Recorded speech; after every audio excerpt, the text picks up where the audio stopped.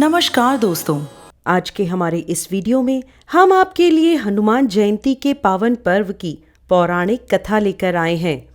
त्रेता युग की बात है।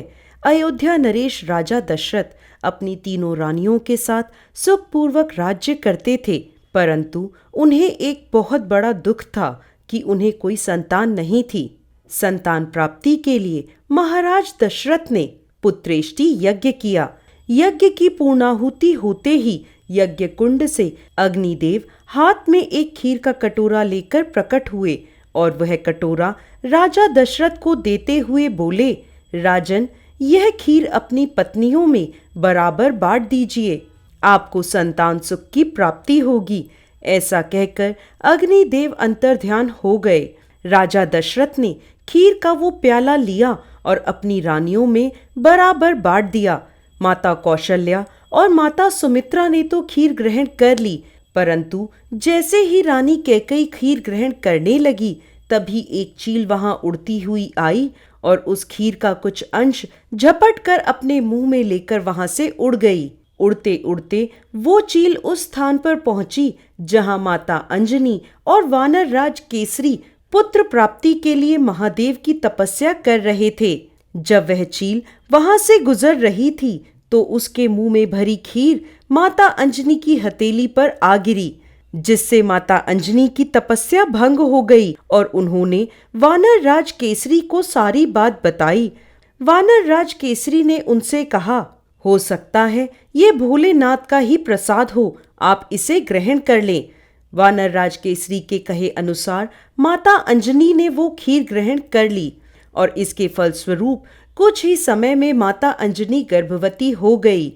एक दिन माता अंजनी पर्वत के शिखर पर खड़ी सूरज की खूबसूरती को निहार रही थी। तभी अचानक वहां तेज हवाएं चलने लगी और उनके वस्त्र उड़ने लगे। उन्होंने चारों ओर देखा, आसपास के वृक्षों के पत्ते भी नहीं हिल रहे थे। तो वह क्रोध में आकर बोली, ये कैसा जादू है? कौन दुष्ट है यहाँ जो मुझ पतिव्रता स्त्री का अपमान करने की चेष्टा कर रहा है? तभी पवन देव उनके सामने प्रकट हुए और बोले, देवी, मुझे क्षमा करें। आप पूर्व जन्म में इंद्रदेव की सभा में अप्सरा थीं। आपका नाम पुंजिक स्थला था। आप अत्यंत रूपवती थीं, लेकिन आपका स्वभाव बहुत नटखट और चंचल था।